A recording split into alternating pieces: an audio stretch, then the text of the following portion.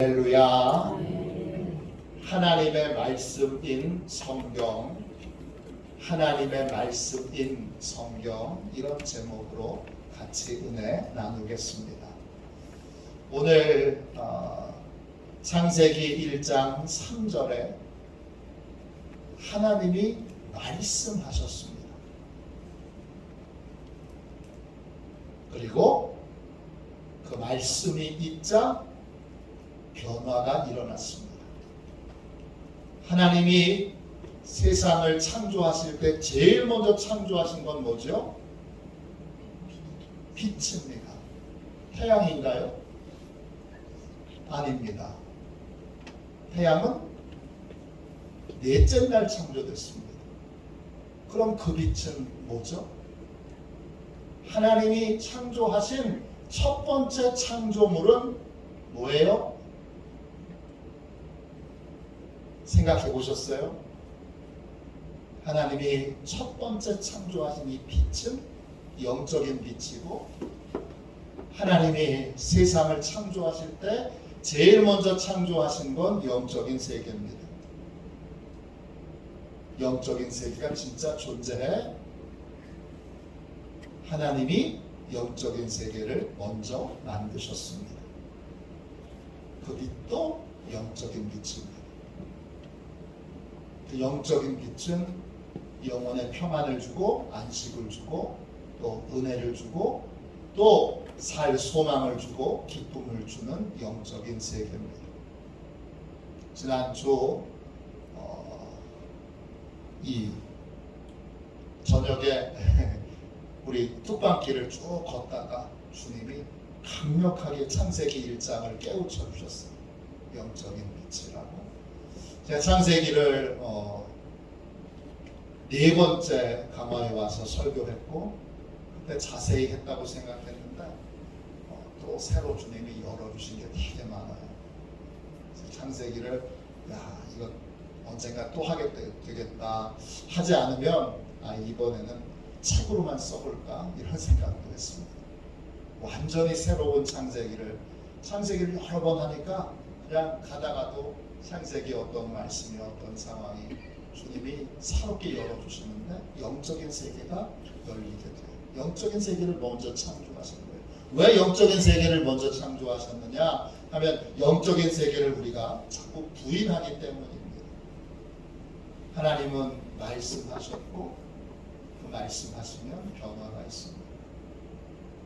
그 하나님의 변화를 일으키시는 말씀을 인간에게 기록하게 하시고 그것을 담은 책이 바로 성경입니다.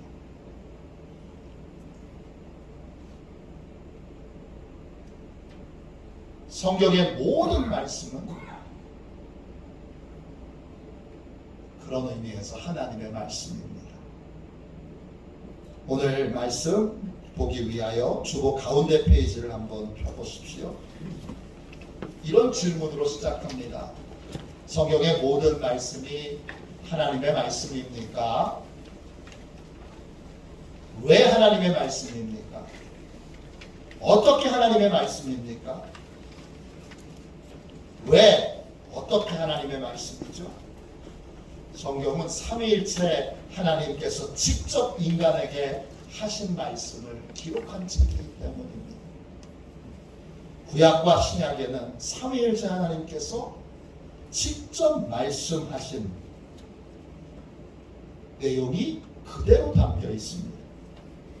성경에는 성부 하나님의 말씀이 그대로 담겨 있습니다. 출애굽기 4장 2절 보세요. 여호와께서 그에게 이르시되, 여호와 하나님이 가라사대 이르시되, 이런 말씀이 성경에 많이 나옵니다. 또 성자 하나님의 말씀도 그대로 담겨 있습니다. 요한계시록 2장 1절에 오른손에 있는 7뼈를 붙잡고 7 금초대 사이를 거니시는 이가 이르시되, 오른손에 7뼈를 붙잡고 7 금초대 사이를 다니시는 분이 누구세요? 하나님이세요. 성자 예수님이세요. 7뼈는 교회에 하나님의 메시지를 전하는 천사들을 말합니다.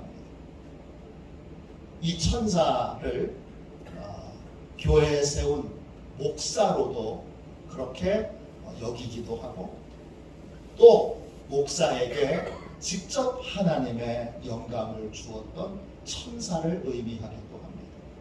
제가 요한계시록을 쓴 반모섬에 가본 적이 있는데, 그 반모섬에 요한이 계시를 받았던 동굴이 있어요. 그리고 그 동굴은 지금 수도원이 되어 있어요. 동굴에 딱 들어가면 좀 신비하게 생겼어요. 동굴이 계시가 임한 것 같이 생겼어요. 왜냐, 이 동굴이 위에서부터 이렇게 금이가 있어요. 쫙 금이가 있는데, 그 금이 가서 딱 모아지는 자리가 있는데, 그 자리가 요한이 계시를 받았던 자리라 그래요. 가보면 야, 계시가 진짜 이런 식으로 임했을 것 같아요. 그 옆에 여러 요한계시록에 요한이 증언한 그 내용들을 그림으로 그려놨어요. 사방에 그림으로 그려놨는데, 예수님이 이렇게 쫙 하고 계시고, 입에서 칼이 쫙 나가도록 되어 있어요. 입 옆에 큰 장검이 쫙 있어요. 말씀의 검. 그리고 손에는 7별이 이렇게 쥐어져 있어요. 그 7별은 하나님의 메시지를 전하는 천사들이에요. 그 메시지를 주님이 주관하고 계세요. 그리고 7촛대는 금촛대가 그 사이에 밑에 발 근처에 7 금촛대가 쫙 있는데, 7 금촛대는 초대교회에 요한계시록에서 사도 요한이 편지를 보낸 7 교회를 말합니다. 촛대는 교회예요. 주님이 그 7 교회에 임재하셔서 주의 종을 통하여 하나님의 백성들에게 말씀하고 계신다는 걸 그 그림이 보여주고 있어요. 그 그림을 보고 나면, 그걸 하나하나 설명을 듣고 나면 진짜 은혜가 돼요. 마침 그때 그 반모섬에 갔을 때에 우리 통역을 해주던 그 선교사님이 영어는 잘 안 된다고, 자기가 터키에서 이제 그리스로 넘어온 거였는데, 터키까지는 터키 말로 통역을 해주는데, 그리스에는 영어로 하니까 영어로는 잘 자기가 어렵다고, 그래서 울며 겨자 먹기로 제가 잘 모르는 제가 떠듬떠듬 알아듣는 제가 통역을 하게 됐는데, 그때 통역을 하면서 큰 은혜가 됐어요. 요한계시록을 기록한 사도 요한은 90세에 가까운 나이에 반모섬에 유배됩니다. 그리고 다른 죄수들과 함께 채석장에서 돌을 캐는 중노동을 감당합니다. 그는 주일에 혼자서 주일 예배를 드리면서 절망에 빠집니다. 그리고 그 절망감에 통곡하며 주님을 예배하는 것이 저 하나고, 이것은 예배 장소도 아니고 예배를 드릴 수 있는 환경도 아닌데 홀로 이렇게 예배를 드립니다 라고 울 때에 주님이 요한 앞에 환상을 보여주십니다. 그 환상으로 보여진 주님이 7별을 붙잡고 7 촛대 사이를 지나가시는 주님입니다. 이걸로 요한은 감격합니다. 혼자 예배드리는 이 시간에도 주님은 예배 가운데 임재하셔서 교회를 돌보시고 또 성도들을 돌보신다는 걸 철저하게 느꼈기 때문입니다. 성자 예수님은 성경에 기록된 대로 교회에게 말씀하십니다. 그리고 그 성자 예수님이 하신 말씀을 담아 기록한 책이 바로 성경입니다. 그 다음 성경은 성령 하나님의 말씀도 그대로 담겨 있습니다. 요한계시록 2장 29절입니다. 2장 29절 같이 읽어볼게요. 함께 읽습니다. 귀 있는 자는 성령이 교회들에게 하시는 말씀을 들을지어다. 성령님도 교회들에게, 성도들에게 친히 말씀하세요. 성경은 성도와 교회를 향한 성령 하나님의 말씀을 그대로 담고 있어요.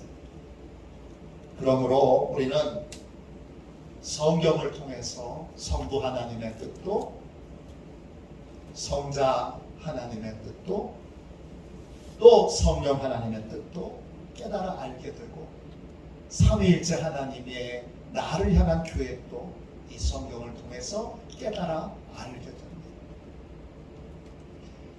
우리는 성경을 통해서 하나님의 음성을 듣습니다. 우리는 성경을 통해서 영적인 힘과 능력과 은혜를 베푸시는 하나님의 말씀을 듣습니다. 리차드 범블란트라고 하는 목사님이 계세요. 저렇게 생겼어요. 이분이 하나님의 지하운동이라고 하는 간증집을 냈어요. 이 간증집에 자신이 어떻게 회심했는지를 고백합니다. 이분은 유대인이에요. 태어난 지 1살 됐을 때 고아가 됐어요. 그리고 고아원에서 자라면서 철저하게 공산주의 교육을 받으며 자라서 14살이 됐을 때에는 확고한 공산주의자가 됐어요. 그리고 공산주의자들은 다 대부분 무신론자죠. 확고한 무신론자가 됐어요.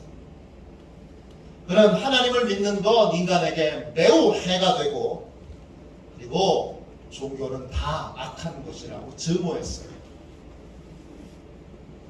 교회를 그래도 띄엄띄엄, 그때는 가톨릭 교회죠. 가톨릭 교회를 방문한 적도 있는데, 그 가톨릭 교회에서 벌어지는 예배와 일들과 또 거기서 전하는 설교가 마음에 와닿질 않았어요. 그렇다고 무신론으로 사는 삶이 행복했느냐, 평화로웠느냐, 그렇진 않았어요. 늘 마음이 불안하고 뭔가 있을 것 같은 생각이 들었어요. 그래서 혹시나 하나님이 진짜 계신 거 아니야? 그리고는 약간 궁금한 마음으로 가톨릭 성당에 나이가 좀 들어서, 젊은 나이지만 나이가 좀 들어서 다시 방문했어요. 그리고 그날은 다른 사람들이 하는 대로 똑같이 무릎을 꿇고 기도를 흉내를 내봤어요. 근데 아무런 변화도 느껴지지 않았어요. 그래서 하나님께 이렇게 기도했습니다. 하나님, 저는 당신이 존재하지 않는다고 알고 있습니다. 혹시 당신이 진짜 계신다면 당신을 믿는 건 내 의무가 아닙니다. 오히려 당신이 나에게 당신의 존재를 나타내 주셔야 합니다. 그것이 당신의 의무입니다. 그렇게 기도를 드렸어요. 그건 잊어버렸어요. 몇 년이 지났습니다. 어느 날 루마니아에 있는 어느 마을에서 한 목수를 만납니다. 그 목수는 범블란트가 유대인이라는 사실 하나만으로 열렬하게 환영을 합니다. 지나치게 환영을 하고 지나치게 기뻐합니다. 그리고는 이 범블란트에게 성경책 한 권을 줍니다. 나중에 알게 된 사실이지만 이 범블란트 목사님에게 성경을 나눠준 이 목수는 이렇게 기도했다고 합니다.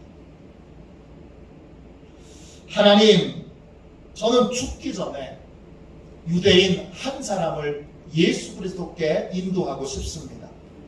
그러나 저는 늙고 병들어 유대인들을 찾아 떠나갈 수 없습니다. 그러니 하나님께서 유대인 한 사람을 우리 마을에 보내주십시오. 이렇게 몇 년을 기도한 거예요. 그런데 범블란트가 온 거예요. 하나님은 목수의 기도와 범블란트의 기도를 동시에 들어주셔서 이 목수에게서 범블란트가 성경을 전해받게 됩니다. 그리고 범블란트는 성경을 읽고 묵상하다가 회심하게 되었고 결국 루마니아에서 복음을 전하는 유대인 목사가 됩니다. 1948년 루마니아는 공산화가 됩니다. 루마니아 공산화되면서 사상범으로 이 범블란트 목사님은 잡혀서 14년 동안이나 감옥에서 고초를 당합니다. 마지막 3년은 감옥에서 빛도 들어오지 않는 제일 밑바닥에 있는 지하 감옥에 갇혀 지내게 됩니다. 빛을 못 봅니다. 3년 동안 빛을 못 봤습니다. 그런데 그는 끝끝내 견디고 그리고는 부인하지 않고 믿음을 지킵니다. 그가 석방이 되자 사람들은 그에게 물었습니다. 당신은 외롭고 고통스러웠던 감옥에서도 어떻게 소망을 잃지 않았습니까? 그는 이렇게 대답했습니다. 저는 감옥에서 성경을 수백 번 읽었습니다. 저는 성경에 두려워하지 말라는 말씀이 366번이나 나와 있다는 사실을 발견했습니다. 저는 위협과 두려움이 있을 때마다 성경을 반복해서 읽고 또 읽으면서 기도했습니다. 그러면 어느새 하나님의 평강이 제 마음을 가득 채우는 것을 체험할 수 있었습니다. 범블란트 목사님이 지하 감옥에서도 소망을 잃지 않고 믿음을 지킬 수 있었던 이유는 성경을 통해서 하나님의 음성을 들었기 때문이고 하나님이 영적인 세계를 창조하셨어요. 빛은 못 보지만 태양빛은 못 보지만 영적인 빛을 계속 범블란트에게 비춰주셨던 것입니다. 성경에 담겨있는 이 하나님의 말씀을 읽고 듣는 사람들은 하나님께서 믿음과 소망과 영적인 빛을 계속 비춰주시기에 어떤 상황에서도 소망을 잃지 않게 됩니다. 제가 참 목사인 것이 감사합니다. 왜냐, 매주마다 설교를 준비하는 것이 저한테는 굉장한 고통입니다. 왜 고통이냐? 그냥 옛날에 전했던 거 또 전하면 되지. 그게 저는 안 됩니다. 저만 안 되느냐? 모든 목사들이 저는 다 안 된다고 생각합니다. 영적인 새로운 빛이, 새로운 깨달음이, 새로운 은혜가 성경을 통해서 제게 공급이 되어야 그 주에 설교 말씀을 전할 수 있습니다. 그 영적인 새로운 빛을 얻을 때까지 성경을 샅샅이 읽어야 되고 묵상했던 걸 또다시 묵상해야 되고 묵상한 걸 다시 확인하기 위해 밤에 산책을 나가서 몇 시간씩 산에 올라가기도 하고 들판을 걷기도 하고 걸으면서 묵상하고 또 묵상하고 또 묵상하고 그게 고통스러운 시간이에요. 한 주만 좀 설교 안 하면 좋겠다. 그런 생각이 매주 목요일 원고를 쓰기 전에 항상 듭니다. 너무 힘들어. 그런데 반대로 그 무거운 짐을 짊어지고 있기에 매일매일 하나님에게서 새로운 영적인 은혜와 영적인 능력과 영적인 빛을 공급받게 됩니다. 그래서 저는 너무 행복합니다. 영적인 빛을 공급받게 되면 그 영적인 빛은 제가 드라마를 보거나 소설을 보거나 영화를 보거나 어떤 걸 봐도 거기서 어떤 감동을 받아도 성경에서 주는 감동과는 비교할 수가 없습니다.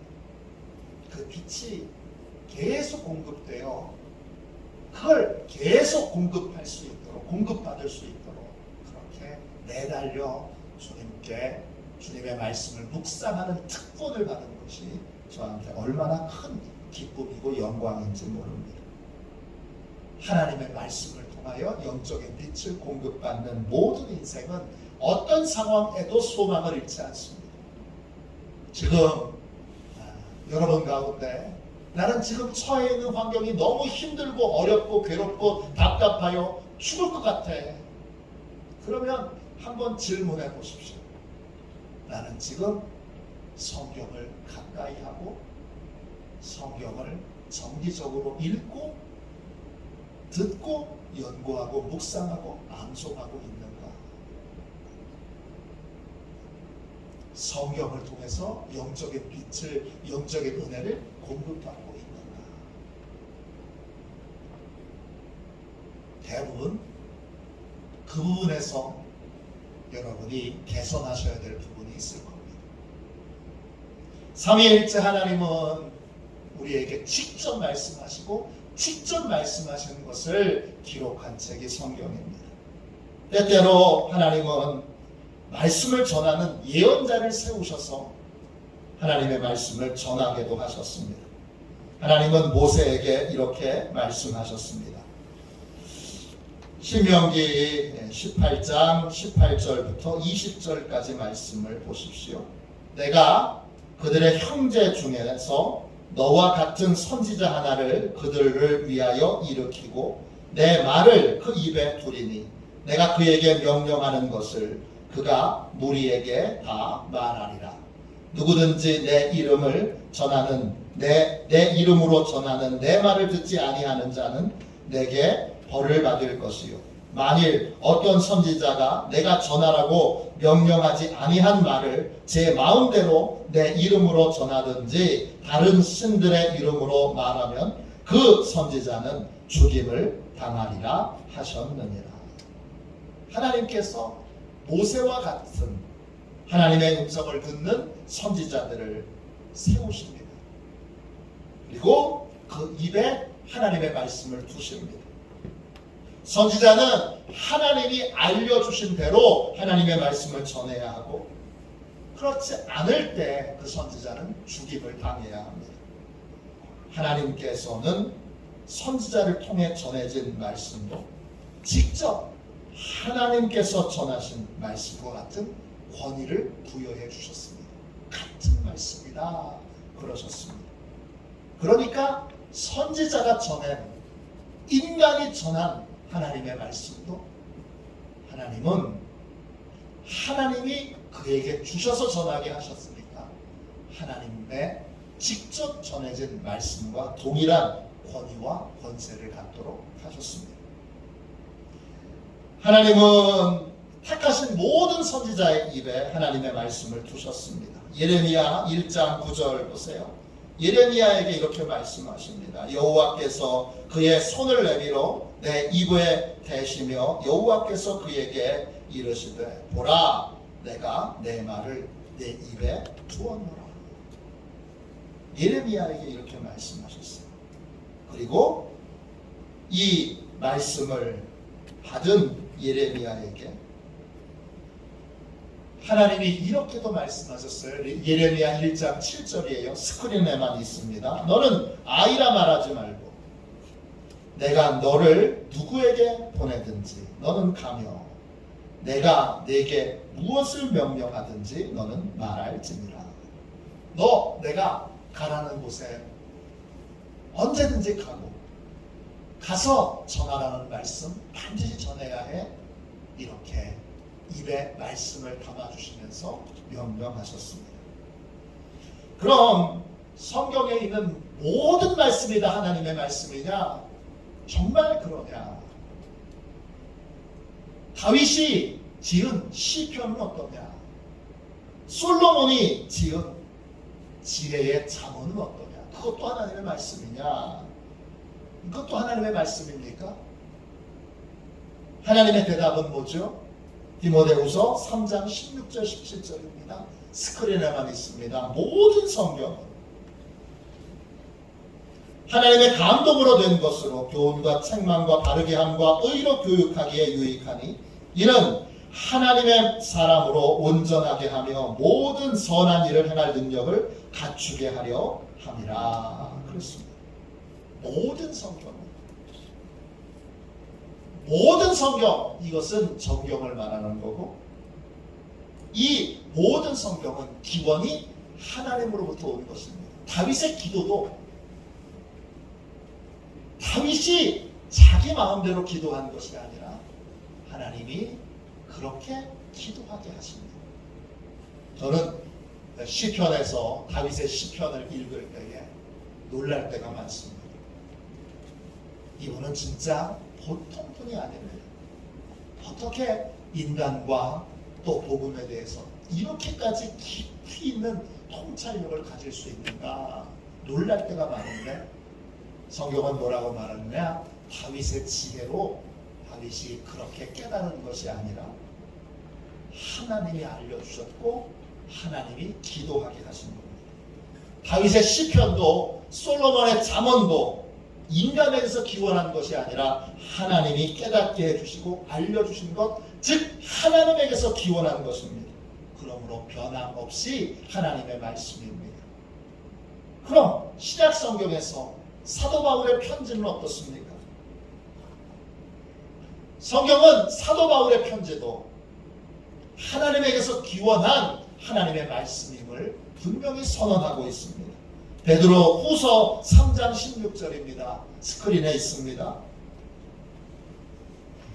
또 그 모든 편지에도 이런 일에 관하여 말하였으되 그 중에 알기 어려운 것이 더러 있으니 무식한 자들과 굳세지 못한 자들이 다른 성경과 같이 그것도 억지로 풀려다가 스스로 멸망에 이르느니라 했습니다. 사도 베드로가 다른 성경의 다른 책들과 같이 바울의 선교 편지도 그 모든 편지에도 그랬어요. 그 편지도 하나님에게서 기원한 하나님의 말씀임을 분명히 확증하고 있습니다. 결국 성경에 나와 있는 모든 말씀은 다 인간이 아닌 하나님에게서 기원한 진짜 하나님의 말씀입니다. 하나님은 이 말씀을 말로만 전하지 않으시고 직접 글로 써서 전해주기도 하셨습니다. 그 하나님이 직접 쓰셔서 우리에게 주신 하나님의 말씀이 바로 십계명 돌판입니다. 출애굽기 31장 18절 보세요. 우리 프린트물에 있습니다. 출애굽기 31장 18절입니다. 여호와께서 시내산 위에서 모세에게 이르시기를 마치신 때에 증거판 둘을 모세에게 주시니 이는 돌판이요 하나님이 친히 쓰신 것이더라. 십계명 돌판은 하나님이 직접 써서 인간의 언어로 써서 주신 하나님의 말씀입니다.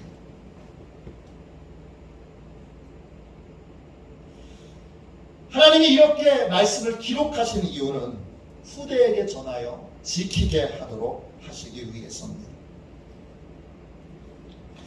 하나님은 직접 하나님의 말씀을 쓰신 것뿐만 아니라 모세에게도 내가 선포한 모든 말씀을 기록하여 후대에 남겨 그 말씀을 후대에 있는 모든 사람들도 배우고 또 지켜 행할 수 있게 하라 하셨습니다.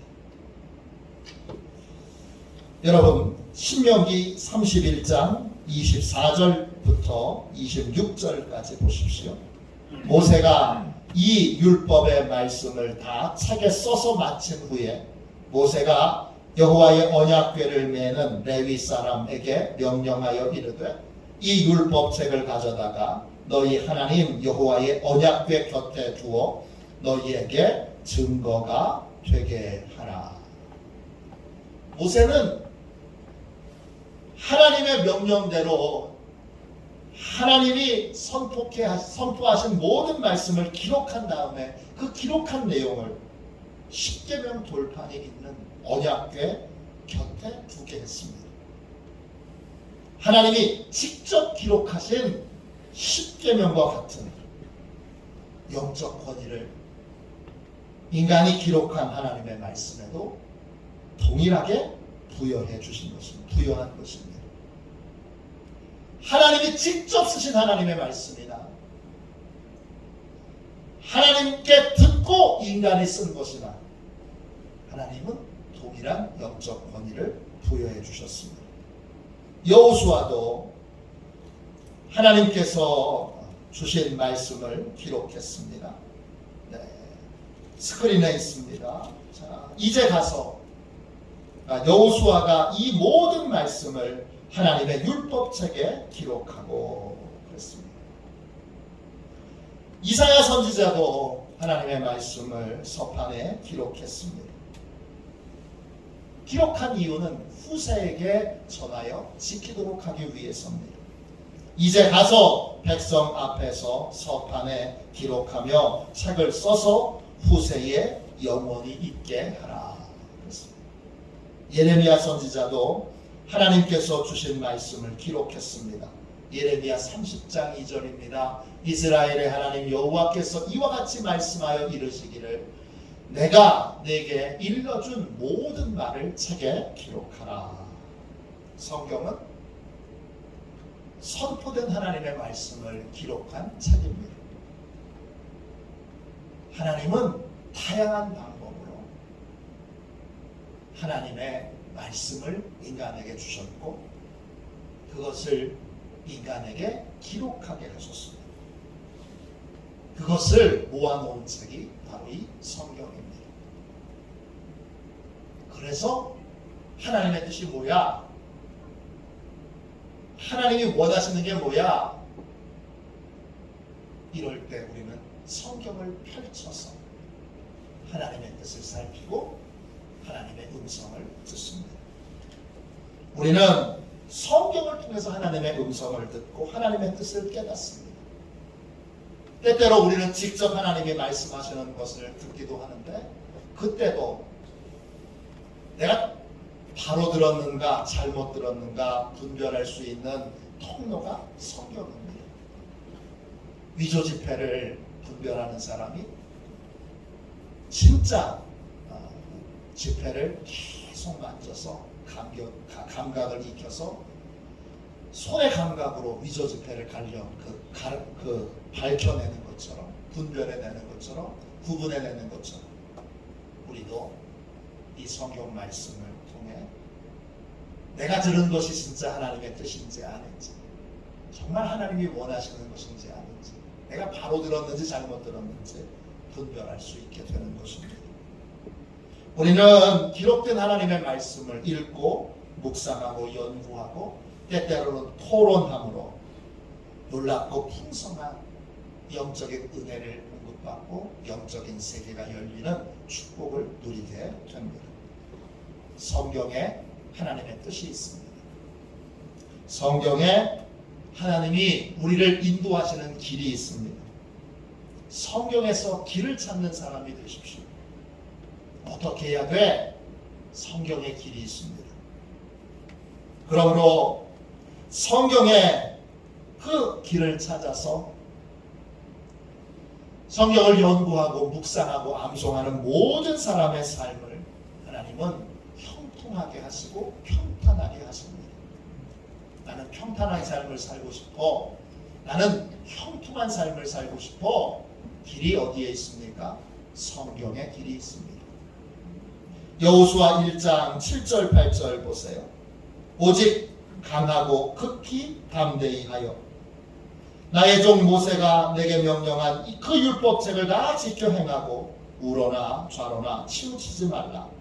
그리하면 어디로 가든지 형통하리니 이 율법책을 내 입에서 떠나지 말게 하며 주야로 그것을 묵상하여 그 안에 기록된 대로 다 지켜 행하라. 그리하면 내 길이 평탄하게 될 것이며 내가 형통하리라. 제 목사 안수 받을 때 붓글씨를 하나 제 안수 보좌 해주신 목사님이 주셨는데 그 목사님이 써주신 말씀이 바로 여호수아 1장 7절 8절 말씀입니다. 그 붓글씨 써주신 분은 여기 문산교회에서 담임 목회를 하셨던 분이세요. 나중에 보니까 그렇게 또 연결이 되더라고요. 이 7절 8절 성경에서 길을 찾는 사람에게 하나님이 약속하셨습니다. 네가 성경에서 길을 찾으면, 성경에서 방법을 찾으면 네 길은 평탄하게 될 것이고 너는 형통하게 될 것이다. 답답하고 괴로울 때, 힘들 때, 어려울 때 하나님이 계신지 안 계신지 의심이 될 때 우리는 성경을 읽고 듣고 연구하고 묵상하고 암송하고 하나님의 음성을 듣고 하나님의 은혜를 체험하고 또 하나님이 주시는 믿음을 공급받고 하나님이 주시는 영적인 큰 빛 가운데 평강과 은혜를 누리게 됩니다. 성경 안에 길이 있고 성경 안에 은혜가 있고 성경 안에 복이 있습니다. 성경을 통하여 이 은혜와 복을 마음껏 누리는 저와 여러분이 되시기를 주님의 이름으로 축원합니다. 반드시 기도 시간을 따로 떼어놓는 것처럼 성경 읽는 시간도 따로 떼어놓으십시오.